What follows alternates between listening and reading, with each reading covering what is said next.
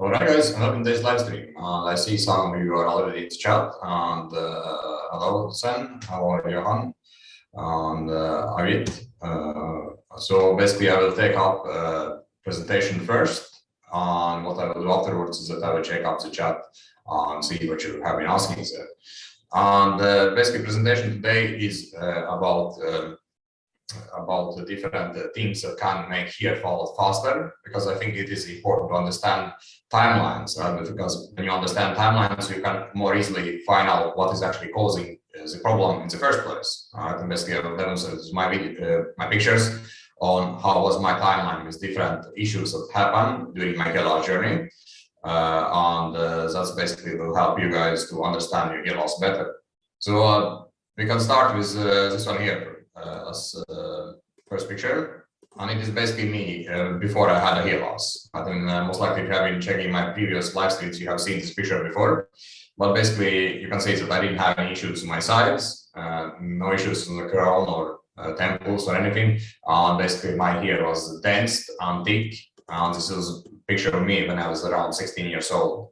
So you can see that basically my hair was at a very good state back then, and I would not basically believe that I would lose hair at some point when this picture was taken.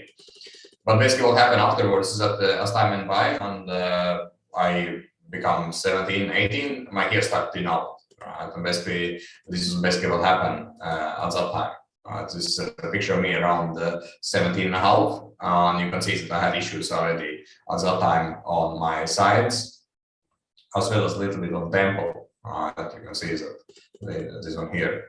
And basically this problem that I had back then was caused by nutrition deficiencies and bad diet. Like the diet I was having, it was not having enough nutrients in it. It was mostly kind of based on the fast foods, because I was living for myself.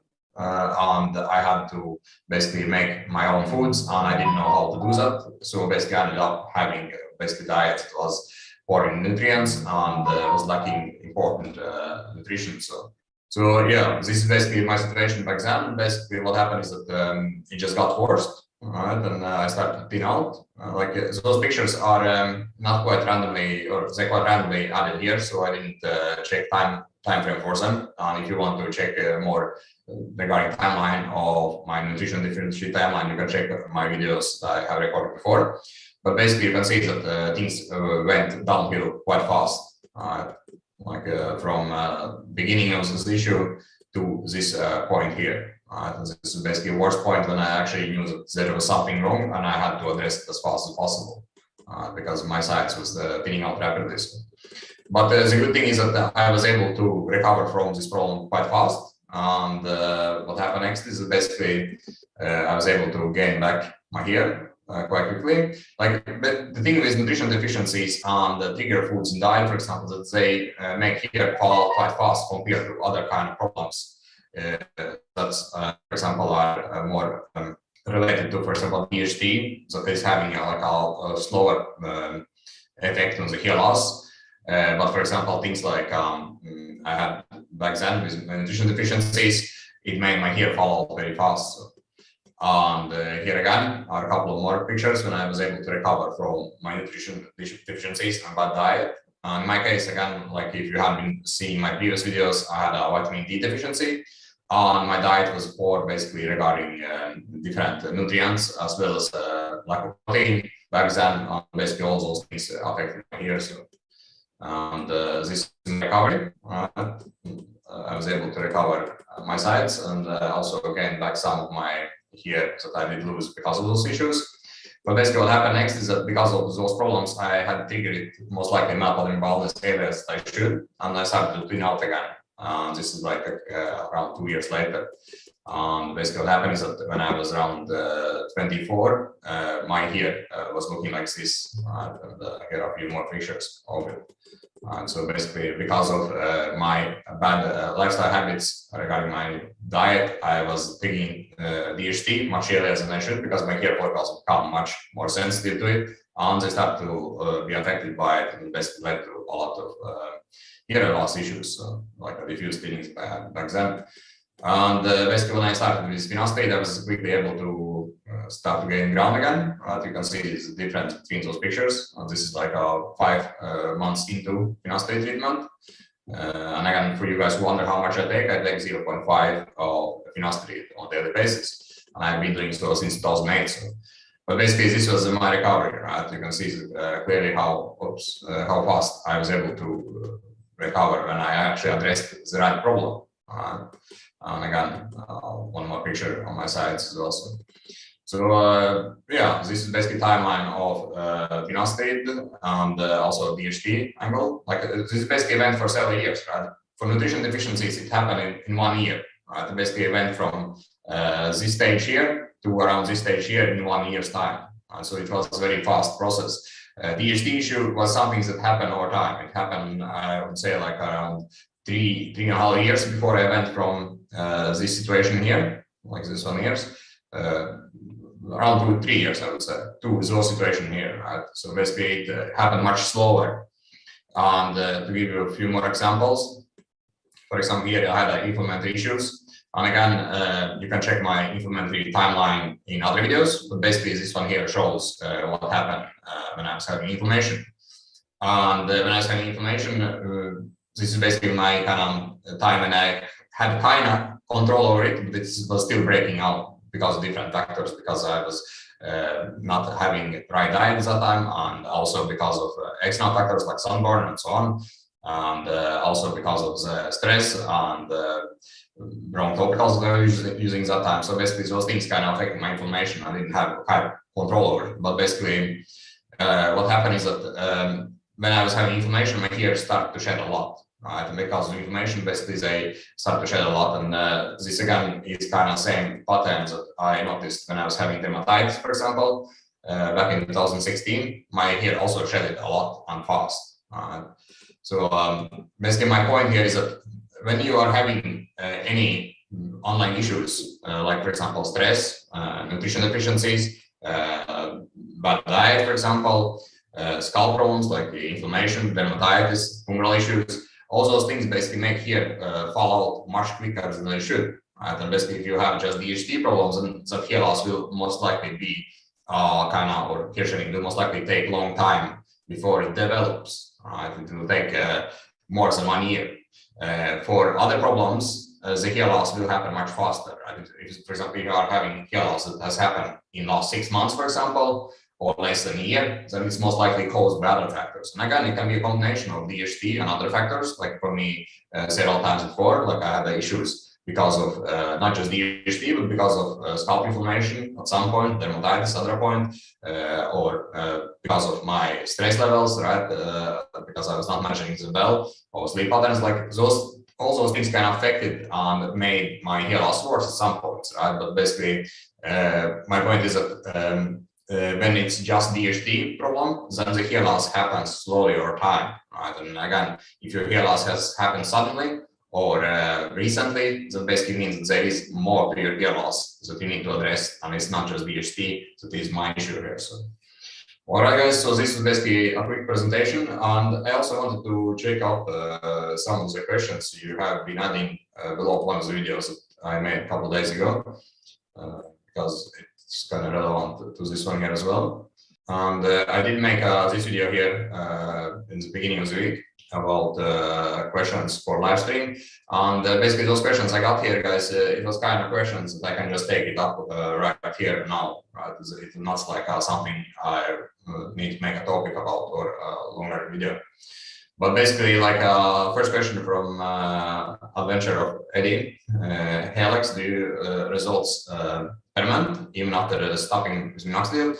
Again, like yes, but I have to address my underlying problems, right? And right now my underlying problem would be DHT, right? Because if I would stop with DHT blockers, so basically, or with Finasteride in my case, so basically what happens is my DHT levels would spike up quite fast in a couple of weeks. And that most likely would cause shedding, right? And when it comes to Minoxidil, yes, what I do nowadays is that I apply much less of it, and I apply it less frequently, right? So basically, compared to before, when I was having a lot of thinning that I need to fill in, I had to apply a lot of it, right? And also had to be consistent with it. But when you're, for example, when your hair have grown out and they have completed the cycle of regrow, and they are in right phase, like a right phase, like adjuvant phase, then basically you can take a more lightly on minoxidil, right? And you cannot even stop it if you do it intelligently by tapping it down over time, right? And again, those things I have spoken about in previous videos. So if you want to know more about it, check them up because there is a lot of information about it. So, next question from Said is basically when you are taking finasteride, were you on a special diet or not? When I first started with finasteride, I did some diet changes because I had overweight. Basically, because of the hair loss, I had got quite depressed about my situation. And basically, I gained a lot of weight in around 1 year's time. And basically, when I started with finasteride, I decided that I need to kind of address this problem as well, right? And what I did is that I cut down on foods that were not helping me, like for example the fast foods and other things that basically kind of cause my weight gain. And I did start to work more on actually losing weight, like I was doing workouts more frequently, and basically those things happened. But it was not directly anti-inflammatory diet. Like inflammation was something I got back in 2010 or around 2010.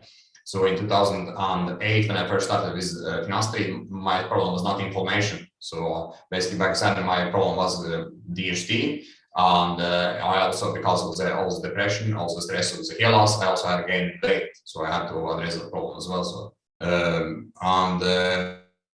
question about how can you make a video from who about what you eat in the day for low inflammation? Yes, like again, it's you need to have kind of different approach to it when you are actually having inflammation and when you want to just kind of maintain healthy scalp.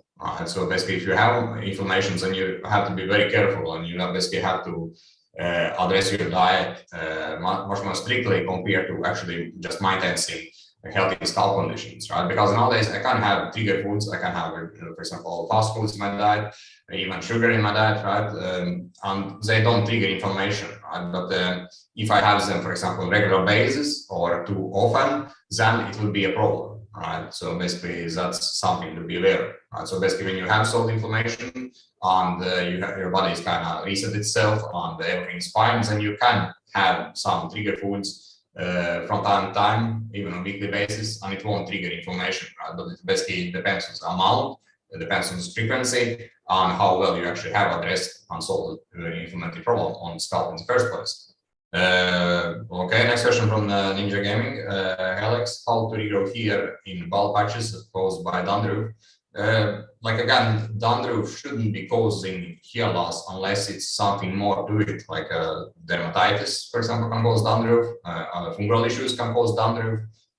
For example, things like seborrheic dermatitis can cause dandruff. Right? So basically, it's kind of really depends on what type of dandruff we are talking about here, and that's would determine what would be the best approach to address it. Right? And again, if that problem has caused those bald patches or grafts quite a short time frames, and possibly could be addressed and solved by addressing the underlying problems that is actually causing this issue, right? Before you add, for example, growth stimulants like Minoxidil or Microneedling.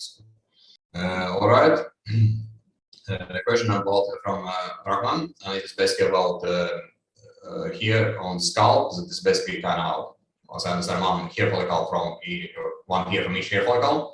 But as I understand, you want to get them to double or triple, right? And the thing is that, first of all, it's all about genetics, right? So basically, if you didn't have a triple hairs growing out from the same hair follicle before the hair loss started, then basically it most likely will be impossible to get it with treatment. And again, like even if you have single hairs growing out, you can still get a great density if you address all the problems that you're having. So basically, if you have had, for example, double or triple hair growing out from the same hair follicle, then the results from the treatment can be much better because the hair will look much denser. So that's my take on it. So, next one, question from Yatin about what grade of baldness was my the greater baldness. And again, my greater baldness was diffuse thinning, so it's kind of difficult to determine specific grade because I didn't have like a directly affected, for example, just vortex area or just temples. There was diffuse thinning all over my top part of scalp, so it is kind of be difficult. But if to give you a number, I would say number 3 or something. So, all right. Question from Dan. Can you talk about what to do when finasteride seems not be working? What to do about it? It would be dermal option. Like again, it basically depends on the situation. It depends on the context, right? For example, if those things are not working, but you're not shedding, that it would mean that basically possibly adding microneedling could be a good option, right? But if you are like on finasteride minoxidil and you're shedding out of hairs, then basically means that there is possibly some other underlying problems, right? So it kind of depends on the context, it depends on what situation, what is actually happening, right? To determine what actually would be our best option from here on. So I would basically kind of need more information about it. So. All right, you have Helix using finasteride 5 months, but no work.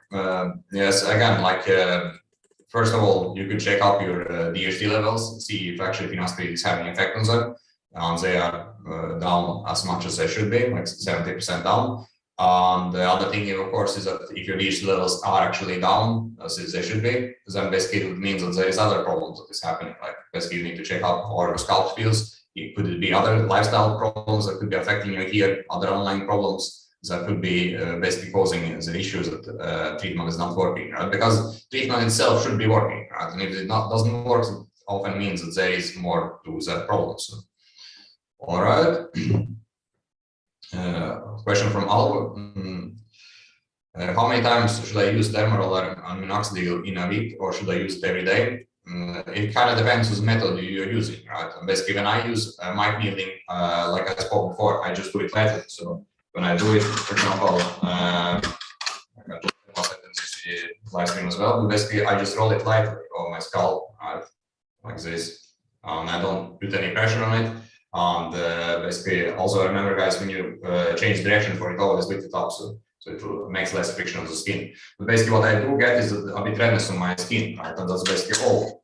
And if you do, for example, this kind of methods, then you can do microneedling quite frequently and it won't be a problem. But for example, if you do wounding or there is bleeding or skin punctures, then basically you need to take more breaks to it, right? So basically, again, it depends on the context, depends on what kind of method you're using and what kind of results you kind of are looking forward to achieve, right? Basically, what kind of outcome you're looking for. So yeah. All right. Question from Yantin about which shampoo do you use, Alex? Like again, shampoo. Like I use a light aloe vera based shampoo. But again, when it comes to shampoo, you need to basically determine your scalp environment, what problems you're having in the scalp environment, what is causing the issues that you're having there, or are there any issues on the scalp? And then you also need to determine your skin type, right? And basically, you need to find a price shampoo for your own skin type. Because if you use the wrong shampoo for skin types, then basically it will mess up scalp environment. So that's my answer to it. So. Right. The next question from 9. So I've started the finasteride because let's see. All right. So the question he's basically having is that he's afraid of that finasteride will cause permanent shedding. And that's not something that usually happens, right? If the hair cycle, for example, is weak, then there can be additional shedding because of it. But unless there is no other issues with the hormones, then it shouldn't be like a shed that will last. 1 second. All right. Hopefully I get my voice back again. So basically, to answer the question, that shed shouldn't last long, right? Basically, if you are concerned about it, then checking up your hormones before you start with finasteride could be a good option. So, all right, and the last one is basically that's something I've already answered. So yeah, I will check out the questions you have been asking in chat. All right, so there is actually quite a lot of questions here. Let's take first one. Let's take Question about what about poor carnivore diet to avoid sugar inflammatory of hair? Yes, carnivore diet can be option. Like again, not possibly not ideal for long term, but it could be option if you are having inflammation from the foods and they are causing issues, right? Again, one thing you need to be aware of is basically nutrients and making sure that you actually are getting all the nutrients that you need to get from the diet. So, all right. Because when you follow specific diet, basically it easily can happen that you can become deficient in something, right? So it doesn't have to be carnivore diet, but it can be, for example, paleo diet, keto diet, right? But you need to be aware of the weak spots, weak problems to it, right? Or vegetarian diet, for example, as well. You have to be aware of, so there can be some deficiencies if one follows it for too long time. So, can you share your diet plan for better hair health?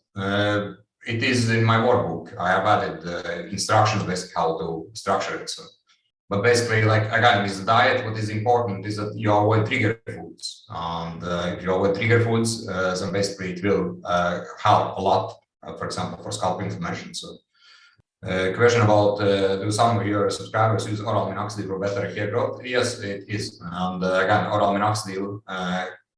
It is basically minoxidil, right? So it do have effect and it do work as well. I personally prefer topical because topical is less likely to cause issues regarding side effects. But again, if there is, for example, scalp problems that one is not able to address or one needs long time to heal the scalp problems, then oral minoxidil can be option. Question from Arian about what medication are taking, and I do take Finasteride on daily basis, 0.5 mg, and I have been doing it so for last 14 years, and I also apply Minoxidil. Not as frequent as more as I did before, but I still do apply Minoxidil, 5% version. So. Question about from Ahmed about does Finasteride with food affect the outcome? I noticed rapid shedding since I started doing that. I personally prefer to take it on empty stomach, right? And again, I don't think the food is a problem unless it affects absorption of it, right? And again, it shouldn't be issue, but if you notice the patterns, then possibly you could check a possibility of actually taking it on empty stomach like I do. Right? And basically, I take it same time every day, and I take it basically before dinner. Question from Ram: does minoxidil also increase circulation, or does it do something else? Again, like there are different options or different suggestions why and how minoxidil works. But basically, it's one of the possible things with it is that it increases circulation, but it also helps with energy production in hair cells. So, question from Aman about do you do shampoo daily? Yes, I do use shampoo daily. And again, I have been doing so ever since I started to approach my hair loss back in 2008. Because again, what was my problem was that my scalp would easily get unbalanced because of the things like oiliness or overproduction of sebum. So I had to wash my scalp daily. Right? And when I started, for example, with microneedling, I also wanted to wash my scalp daily to avoid any fungal problems or basically causing any inflammation on the scalp, because the scalp is not in good shape or not clean. So doing microneedling basically can affect and cause additional problems. Question from Johan: stop consuming sugar and start with the category information is there. What should I do? Like again, it can be other foods that are causing inflammation. Right? Gluten, for example, can also be causing inflammation. So it doesn't have to be just sugar. White flour, for example, can also be a problem. So, question from Yatin: should I shampoo daily or not? Again, it depends on the problem you're having, right? And your scalp environment and what kind of shampoo you're using. So. Follow-up question about if apply minoxidil daily and how often I do microneedling. If you apply minoxidil daily, then it's often best to have a clean scalp when you do it. Question from Neil: do you use any hair fibers? No, I don't use any hair fibers because again, hair fibers are problematical. First of all, they can cause issues in the scalp and they cause additional hair shedding if the scalp reacts to them. Another thing is that if, for example, one is having inflammation, then applying hair fibers will fire it up as well. So I did try hair fibers back in 2011, but my scalp didn't like them at all. So I haven't used them since. The question about apple cider vinegar to remove buildups. I'm thinking to try nicer shampoo. What do you think about it? Like, yes, again, apple cider vinegar can help to remove buildups. For example, if it's a buildup from sebum or oily scalp, like that, it can help with apple cider vinegar. Again, you need to make the right ratios as well to not make your scalp kind of too sensitive to it. But it could be one of the approaches, right? And again, best would be to address this problem from actual root cause, right? Making sure that you find out what is actually causing those buildups.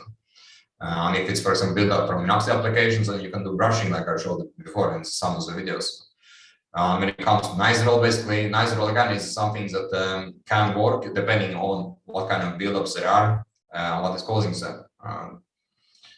And the question about ARU 588041, basically, again, I don't use it, and I personally don't see need for it for most of the guys. There is specific cases who need it, right, who have actually benefits from it, but in most cases it's not necessary to use it. So.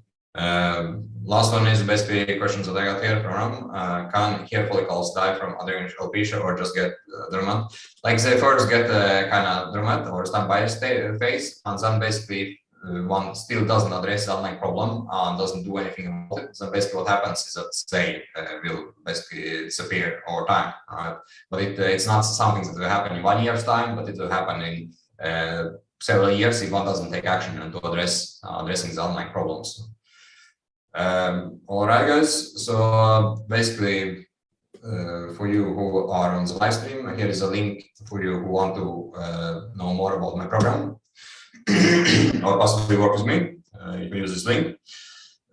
Before I end today, I also wanted to take up the chat, and I plan to do a webinar possibly next week or second week of July. I'm not sure yet, but basically I will make video about it, but I plan to do a webinar about, let's take, I can share my screen. I plan to do a webinar about scalp inflammation, dermatitis, hunger problems, right? And basically I want to show you examples of what can happen if one is having those problems on the scalp, and also show you basically how can one recover from those problems. So basically this will be a webinar about it. So. And as I see, basically, this is something that most of you are quite concerned about. Right? I can see that 270 you guys have actually voted for this problem. So this will be about our next webinar that will happen possibly either next week or middle of July. So I haven't decided yet, but again, I will make a video about it. So. And also for you guys who, if you haven't seen it, I got awesome feedback from one of the guys who got hold in the workbook. Basically what happened is that his situation has improved a lot, and this was his situation of the year before or now, and this was his situation before. Basically he was able to have very nice recovery. So and if you haven't seen it, check it out, like you know, his pictures before and after pictures as well. So, and his hair loss basically was caused by nutrition deficiencies, it was caused by lifestyle, and it was caused by dermatitis. So basically those three factors make his hair to end up in this kind of stage. So yeah. So basically this was all I wanted to share for today with you guys. And yes, so again, if you want to know more about my program or join it, then you can use this link that I have here in the chat.